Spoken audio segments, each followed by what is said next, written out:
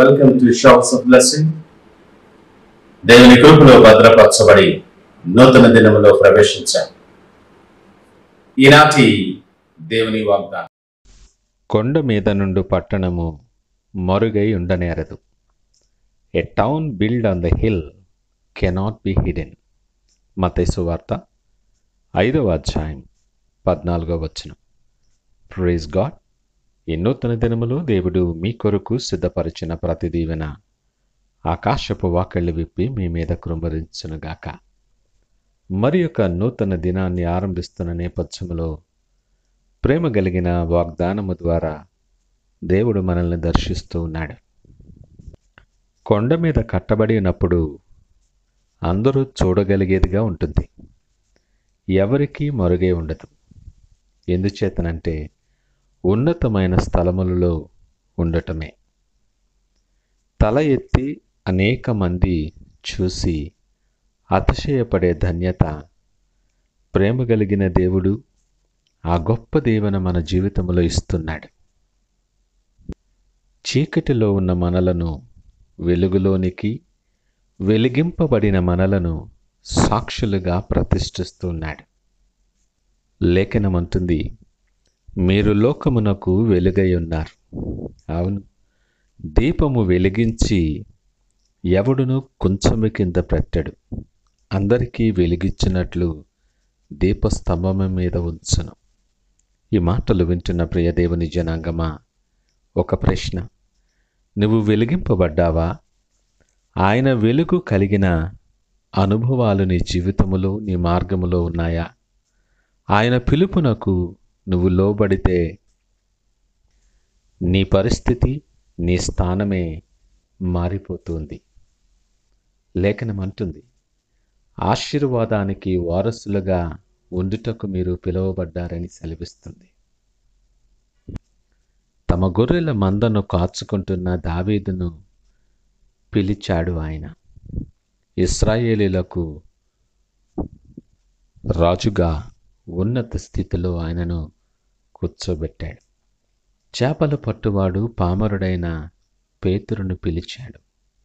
మనుషులను పట్టు జాలారిగా స్థిరపరిచాడు. వెలిగింపబడిన పేతురు వాక్య ప్రకటన చేస్తే 3,000 మంది రక్షింపబడి బాప్తిసం తీసుకున్నారు. కొండ మీద కట్టబడిన పట్టణము వలె నీవుండాలని, నీ వెలుగు ప్రకాశింపాలని దేవుడు ఇష్టపడుతూ ఉన్నాడు. కృప వెంబడి కృప నీ మీద కృంభరించి దీవెనలతో నింపి ఎక్కలేని కొండలు ఎక్కించటానికి ఆయన సిద్ధముగా ఉన్నాడు. వెలిగింపబడటానికి నీవు సిద్ధమా? ఈ నూతన దినములు దేవుడు నీతో మాట్లాడుతూ ఉంటుండగా ఎన్నోసార్లు దేవుడు నిన్ను దర్శించి వాక్యము ద్వారా నీ హృదయాన్ని తట్టి నిన్ను వెలిగించాలని ఆశపడినప్పుడు వెలిగింపబడటానికి సముఖత నువ్వు చూపించటం లేదేమో. ఆశీర్వాదాలు పోగొట్టుకుంటున్నావు, జాగ్రత్త.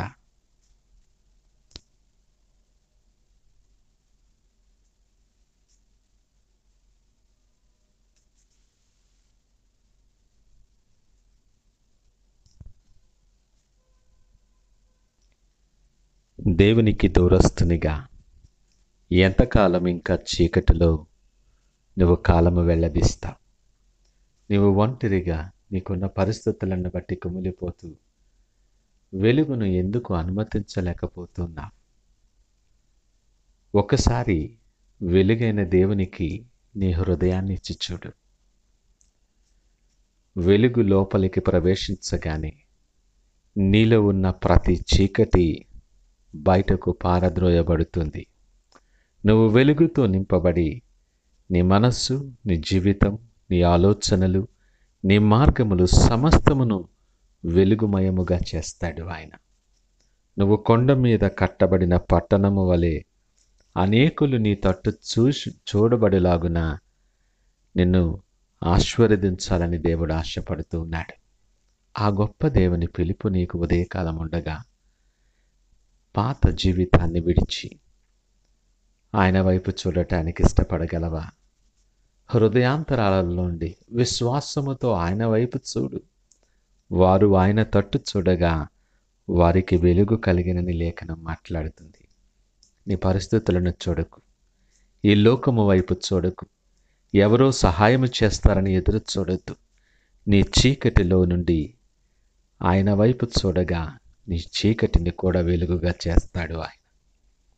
ఆ గొప్ప దేవుడు ఉదయకాలము నీతో మాట్లాడుతూ ప్రత్యేకంగా నీ ఎడల ప్రేమ కలిగి నీ గురించే మాట్లాడుతున్నాడు. సిద్ధపడి ఆయన వైపు చూడటానికి, ఆ వెలుగుతో నింపబడి ఆయన కొరకు కొండ మీద కట్టబడిన పట్టణము వలె ప్రకాశించి అనేక మందికి సాక్షులుగా నిలబడటానికి సిద్ధపడి ప్రార్థనాపూర్వకముగా దినాన్ని ఆరంభిద్దామా? ప్రార్థించుకుందాం. మహోన్నతుడు, నమ్మకమైన మా యేసయ్యా, స్తోత్రాలు. ఈ ఉదయకాల సమయం మరొకసారి నీ సన్నిధిలో ప్రార్థించే కృప మాకు అనుగ్రహించారు. అనేక కారణాల చేత ప్రభువా, వెలిగింపబడవలసిన నేను, వెలుగు చేత నింపబడవలసిన నేను వెలుగుకు దూరస్తుడనై చీకటిలో బ్రతుకుతూ మగ్గుతూ ఉన్నాను. ఈ ఉదయకాలం నన్ను ఎత్తి పట్టుకొని నా హృదయాన్ని తట్టి నా జీవితంలో వెలుగు నింపటానికి ప్రభువా మీరిచ్చిన పిలుపును బట్టి మీకు వందనాలు, స్తోత్రాలు. చీకటిలో ఉన్న నా బ్రతుకుని వెలిగింపచేసి మీ కొరకు సాక్షులుగా నా మార్గముల మీద, నా జీవితము మీద, నా కుటుంబములో సమస్తములో వెలుగు ప్రకాశింపచేసి అనేక మందికి దీవెనకరముగా మార్చుకొని మీరే మహిమ, ఘనత, ప్రభావాలు పొందమని యేసు నామమున స్తుతించి ప్రార్థించి వేడుకొనిచున్నాము తండ్రి. ఆమేన్. God bless you.